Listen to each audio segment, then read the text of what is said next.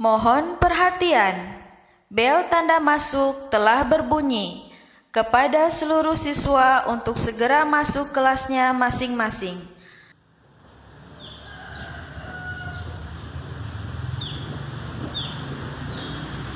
Selamat pagi anak-anak. Pagi. Assalamualaikum warahmatullahi wabarakatuh. Waalaikumsalam warahmatullahi wabarakatuh. Gimana keadaannya? Baik. Ya, alhamdulillah. Ya, sebelum kita mulai pelajaran pada pagi hari ini, alangkah baiknya kita berdoa terlebih dahulu ya. Ketua kelas silahkan dipimpin doa. Berdoa mulai.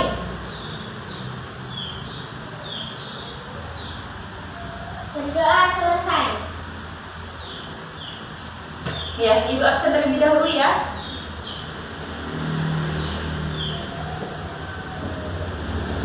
Ya, baik. Ini Marcelina, hadir. Adel Aulia Putri, Hadir. ya hadir semua berarti ya. Ya. Oke. Sebelum kita mulai materi pada hari ini, apakah ada yang ditanyakan terkait materi minggu lalu? Tidak. Oh, ya. Baik, kalau tidak, ya silahkan kalian itu apa? Buka LKS halaman 90. Pelajari sebentar, Ibu beri waktu 10 menit.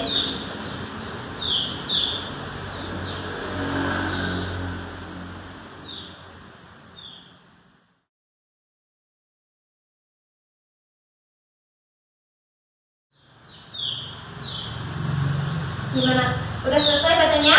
Sudah. Ya.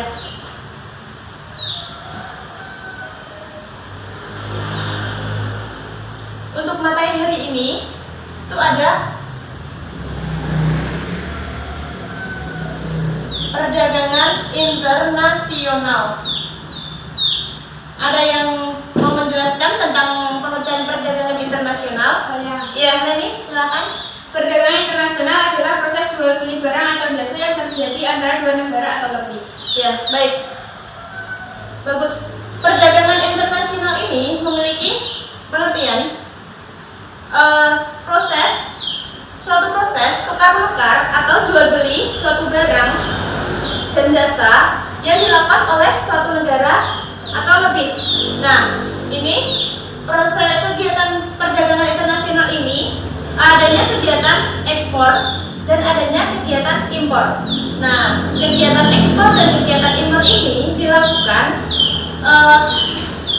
dengan berbagai manfaat dari perdagangan internasional itu sendiri.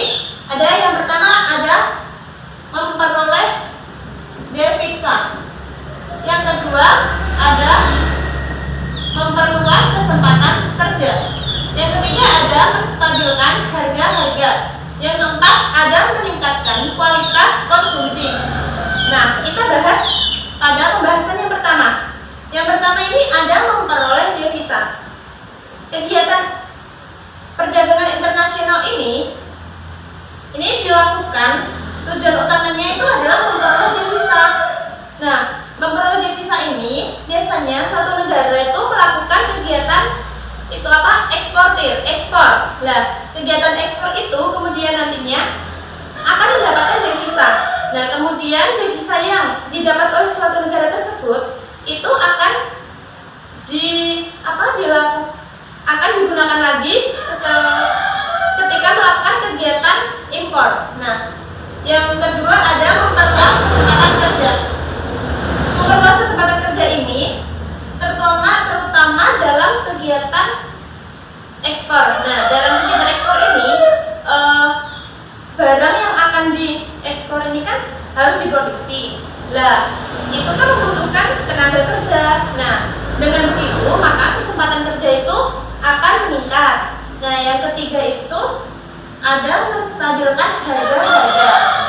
Nah, yang ketiga ini apabila barang di suatu negara itu masih langka atau masih mahal, nah negara tersebut itu harus melakukan adanya kegiatan impor.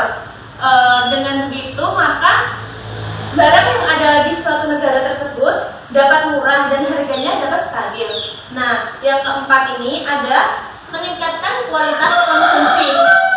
Nah, Yang keempat ini itu apabila suatu negara itu barang tersebut itu belum dapat dihasilkan oleh negara itu dan atau belum dapat dihasilkan secara baik oleh negara tersebut, maka negara tersebut akan melakukan kegiatan impor untuk memperoleh barang yang lebih baik, misalnya saja televisi, pakaian, sepatu.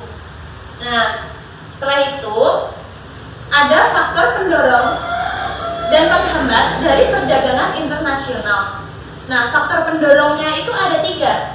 Yang pertama, ada sumber daya alam yang berbeda.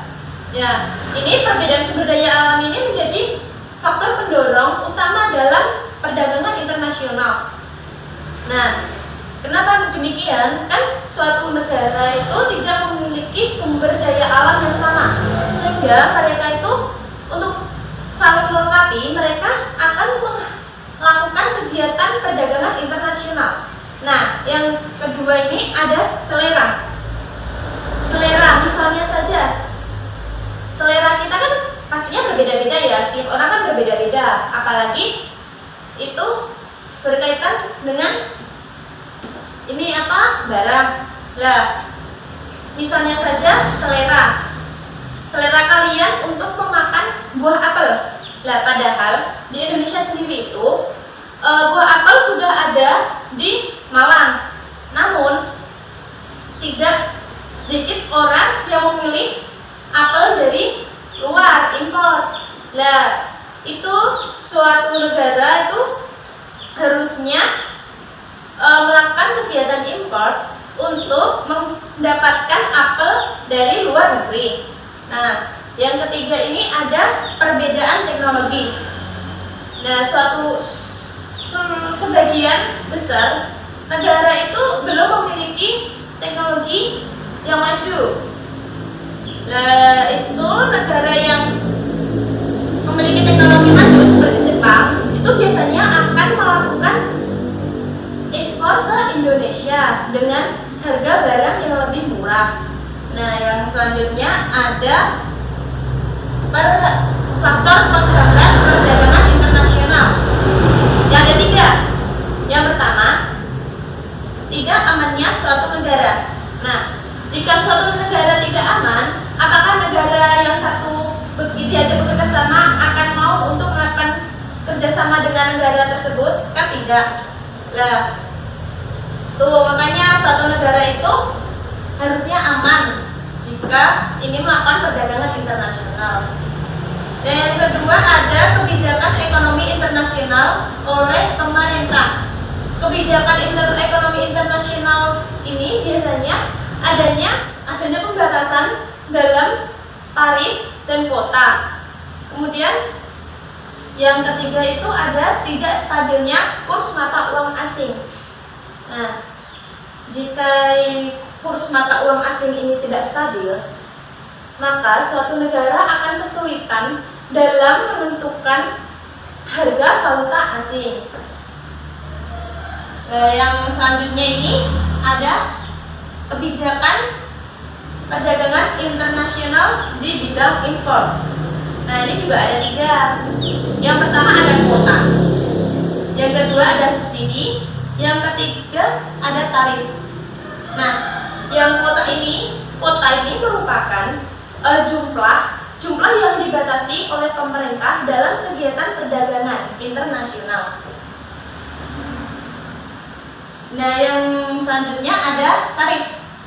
Tarif ini merupakan patokan harga atau penetapan harga yang ditetapkan oleh pemerintah dalam kegiatan perdagangan internasional, sehingga suatu negara tidak semena-mena dalam kegiatan ekspor. Itu. Yang selanjutnya ada subsidi. Subsidi ini ditetapkan oleh pemerintah karena harga barang yang ada di dalam negeri dengan harga barang yang ada di luar negeri diimpor, yang barang yang diimpor dengan harga yang ada di dalam negeri itu sendiri itu agar seimbang gitu, tidak beda jauh, sehingga pemerintah memberikan subsidi kepada barang yang ada di dalam negeri agar dapat menyeimbangi barang yang diimpor. Nah, yang selanjutnya ada kebijakan perdagangan internasional di bidang ekspor. Di bidang ekspor ini ada 3. Yang pertama ada diskriminasi harga. Ya, diskriminasi harga ini merupakan kebijakan pemerintah dalam penetapan harga dilakukan berbeda dengan satu negara dengan negara lain.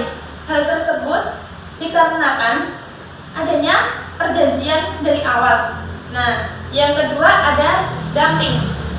Ya, dumping ini merupakan kegiatan yang barang ekspornya itu lebih murah dibandingkan harga yang ada di dalam negeri itu sendiri. Nah, yang terakhir ini ada politik dagang bebas.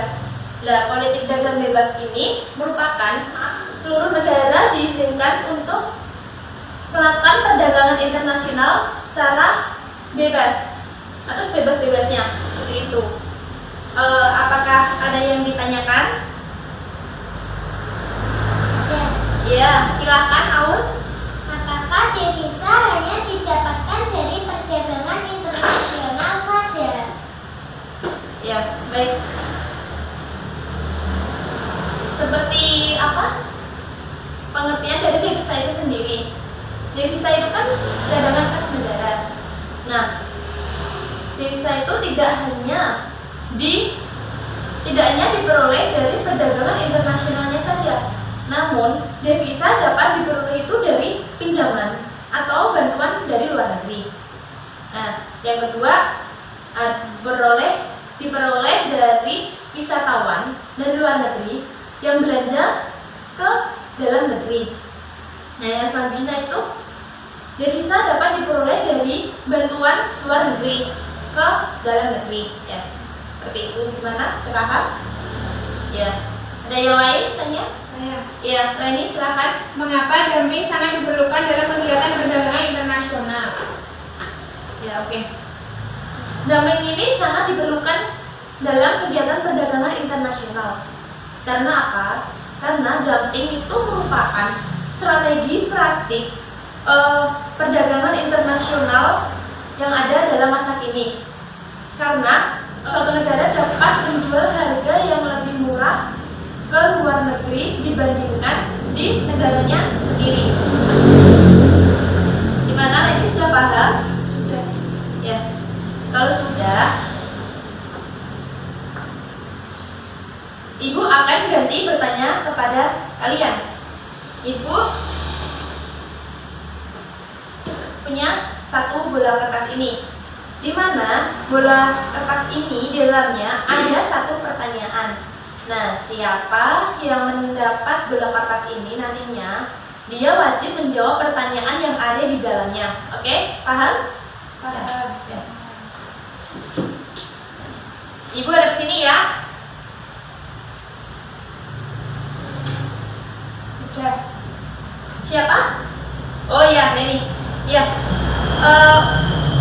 Disimpan dulu jawabannya untuk menambah semangat kalian di pagi hari ini. Baik anak-anak, kita berdiri sebentar ya untuk melakukan speaking. Ayo berdiri.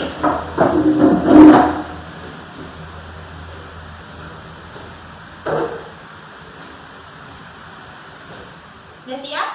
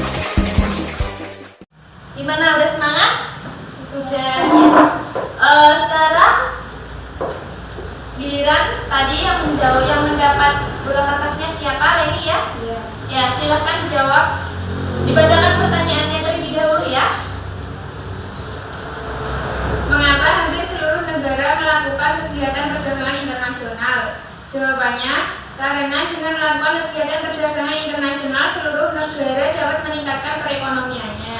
Oh, ya bagus. Berikan aplaus. Ya. Dari awal sampai akhir materi yang tadi Ibu sampaikan, apakah ada yang ditanyakan? Tidak. Sudah paham semua? Sudah. Yakin? Yakin. Iya, bagus. Kalau gitu berarti pegang-pegang semua ya. Ya. Berhubung ini jamnya sudah habis, kalian pelajari materi selanjutnya untuk minggu depan di rumah ya. Persiapkan dulu. Ya. Ibu tutup pelajaran pada pagi hari ini. Apabila ada salah kata, Ibu meminta maaf. Wassalamualaikum warahmatullahi wabarakatuh. Waalaikumsalam warahmatullahi